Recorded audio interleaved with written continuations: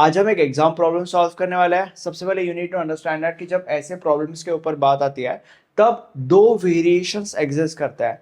एक वेरिएशन के अंदर हमें बस एक ही सेट दिया जाता है और दूसरे वेरिएशन के अंदर हमें दो सेट्स दिए जाते हैं। जैसे कि तुम देख सकते हो कि ये जो प्रॉब्लम है, क्योंकि इसके अंदर दो सेट्स हमें दिया गया है, इसीलिए ये जो प्रॉब्लम है ये सेकंड वेरिएशन से रिलेटेड है। अब इसका मतलब ये बिल्कुल भी नहीं है कि अगर तुमने वो लेक्चर नहीं देखा है जिसके अंदर फर्स्ट वेरिएशन से रिलेटेड प्रॉब्लम मैंने सॉल्व किया है तो तुम्हें ये प्रॉब्लम भी नहीं समझेगा, ऐसा बिल्कुल भी नहीं है। तुम वो लेक्चर बाद में भी देख सकते हो, अभी के लिए you can stay here and watch it, right. अब क्वेश्चन को पढ़ा जाएगा। Let A is equal to A हमारा पहला सेट है जिसके अंदर 5 एलिमेंट्स है और बी हमारा दूसरा सेट है जिसके अंदर 4 एलिमेंट्स है। रिलेशन के अंदर हमारे पास 6 ए कॉमा बी पेयर्स है, राइट। ए कॉमा बी पेयर्स का मतलब क्या है तुम लोग को ऑटोमेटिकली बाद में पता चल जाएगा, उसका टेंशन मत लो। और हमें 3 सवाल पूछे गए हैं। सबसे पहले सवाल के अंदर हमें डोमेन, रेंज और इनवर्स रिलेशन फाइंड करना है। दूसरे सवाल के अंदर हमें एरो डायग्राम ड्रॉ करना है ऑफ आर। यहाँ पे you need to understand that कि जब दो सेट्स क्वेश्चन के अंदर दिए जाते हैं तब हम arrow diagram of R draw करते हैं, और अगर क्वेश्चन के अंदर एक ही सेट दिया गया है तो हम आर का डायग्राफ ड्रॉ करते हैं। एकदम आसान भाषा में, अगर एक सेट दिया गया है क्वेश्चन में तो हम डायग्राफ ऑफ आर ड्रॉ करते हैं, और अगर दो सेट्स दिए गए हैं क्वेश्चन में तो हम arrow diagram of R draw करते हैं। अब यहाँ पे दो सेट्स दिए गए हैं इसलिए हम arrow diagram of R draw करेंगे। दोनों में डिफरेंस क्या है, जब तुम ये लेक्चर पूरा देखोगे और उसके बाद वो दूसरा वाला लेक्चर पूरा देखोगे तुम्हें ऑटोमेटिकली पता चल जाएगा। एंड थर्ड क्वेश्चन के अंदर give matrix representation of R. Let's get started. सबसे पहले डोमेन, फाइंड डोमेन हमें दिया गया है। सबसे पहले तो यहां पे लिखा जाएगा डोमेन आर। अब सबसे पहले इसको रिप्रेजेंट कैसे करते हैं, इसको डिनोट कैसे किया जाता है। डोमेन का मतलब क्या है या इसके अंदर हमें क्या या कौन से एलिमेंट्स लिखने हैं। इसके अंदर रिलेशन के अंदर जितने भी ए कॉमा बी पेयर्स है, मतलब एकदम आसान भाषा में रिलेशन के अंदर जितने भी ये पेयर्स है उन सारे के सारे पेयर्स का पहला एलिमेंट हमें डोमेन के अंदर लिखना है, सिंपल एज दैट। बट हम ऐसे ही नहीं लिख सकते, उससे पहले हमें उसको डिनोट करना पड़ता है, ठीक है। अब वो डिनोट कैसे करता है, अब यहां पे ध्यान से देखिए। For all A comma B pairs, for all A comma B, देखो ए कॉमा बी पेयर से sir, A comma B pair है, ए कॉमा बी पेयर है, ए कॉमा बी पेयर है, ए कॉमा बी पेयर है, A comma B pair है, A comma B pair. तो इसलिए for all A comma B pairs which are related to relation R, all these A comma B pairs are related to relation R, right. हर A comma B pair का पहला element, तो पहला element कौन सा हर एक ए कॉमा बी पेयर का, ए, तो इसलिए हम यहां पे लिखेंगे ए। तो इसको हमने डिनोट कर लिया। अब हम डायरेक्टली हर एक ए कॉमा बी पेयर का पहला एलिमेंट लिख सकता है। 1 1 2 3 3 5, मतलब बेसिकली 1 2 3 और 5, कोई भी एलिमेंट रिपीट नहीं होना चाहिए। तो 1 2 3 5 खत्म। देन उसके बाद range R is equal to, अब जैसे डोमेन के अंदर हमने हर एक ए कॉमा बी पेयर का पहला एलिमेंट लिखा, वैसे रेंज के अंदर हम हर एक ए कॉमा बी पेयर का दूसरा एलिमेंट लिखेंगे, simple as that. So for all A comma B pairs which belongs to R, for all A comma B pairs which belongs to R, हर एक ए कॉमा बी पेयर का second element, तो हर एक A comma B pair का second element कौन सा होगा, बी, तो हम यहाँ पे लिख देंगे।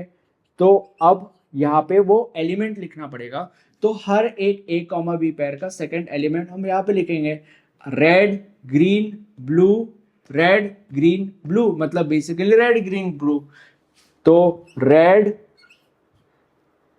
ओ गॉड, ग्रीन ब्लू,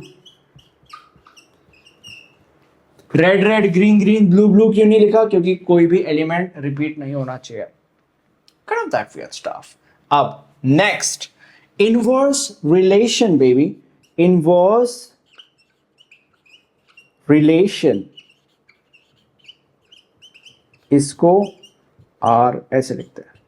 अब इसका मतलब क्या है या इसके अंदर हम क्या लिखते हैं, इसके अंदर बेसिकली रिलेशन के अंदर जितने भी ए कॉमा बी पेयर्स है उनको उल्टा कर दो, और फिर सारे के सारे पेयर्स वहां पे लिख दो, सिंपल एज दैट। बट उसको डिनोट कैसे किया जाता है, उसको संबोधित कैसे किया जाता है, तो उसको हम ऐसे संबोधित करते हैं, देखो, for all A comma B pairs which belongs to R, for all A comma B pairs which belongs to R, इनको अगर हमने उल्टा कर दिया तो हमारे पास क्या होगा, B कॉमा A, बस खत्म। अब सारे के सारे पेयर्स को हम उल्टा कर देंगे, red comma 1, green comma 1, blue comma 1, red comma 3, green comma 3, blue comma 5। तो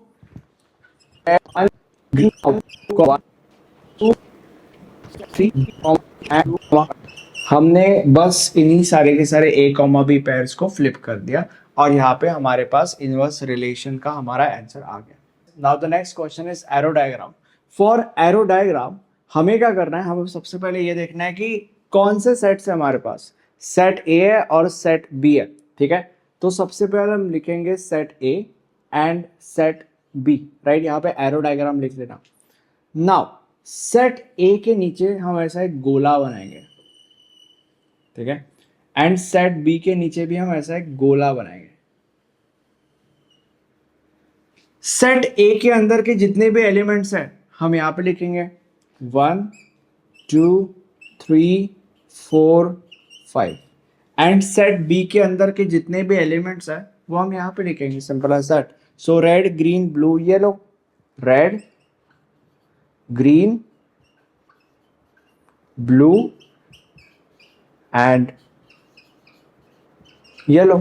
अब हमें ये देखना है कि what is R, what is the relation 1 comma red, so 1 to red, 1 comma green, so 1 to green, 2 comma blue, so 2 to blue, then 3 comma red, 3 to red,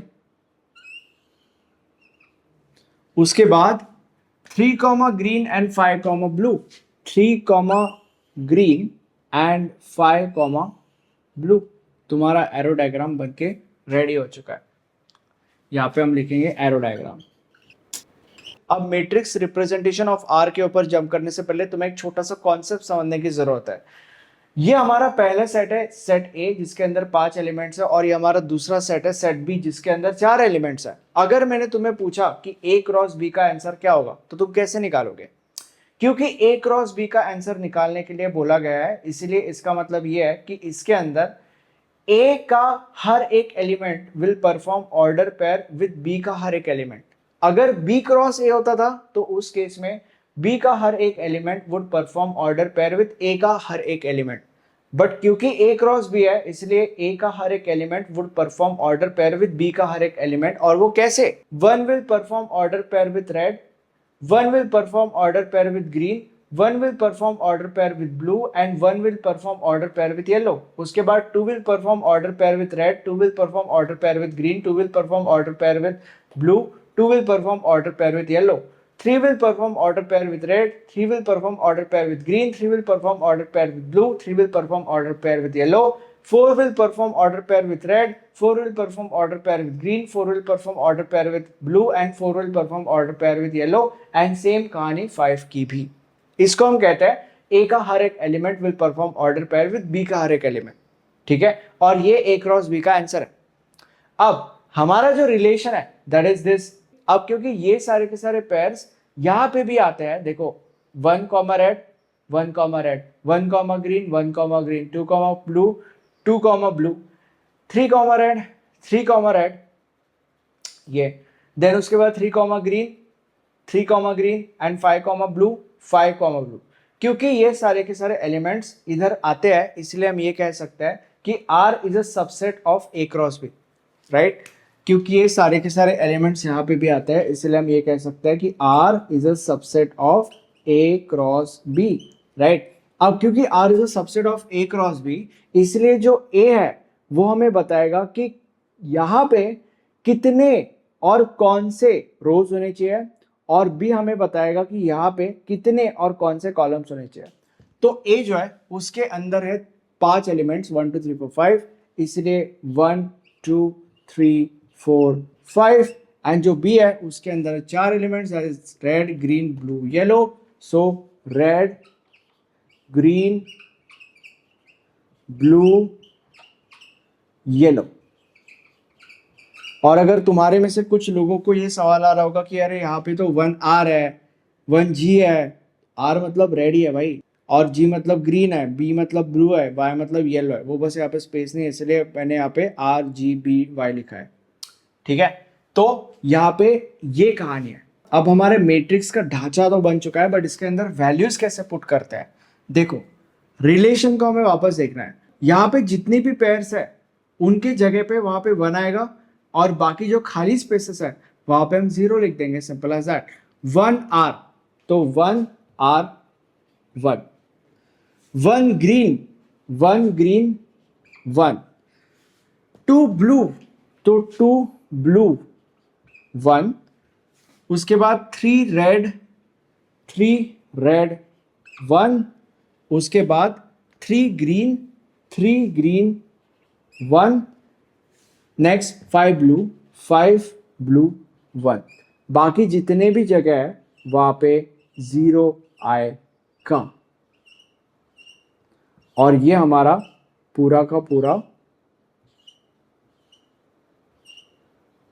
matrix खत्म हो चुका है।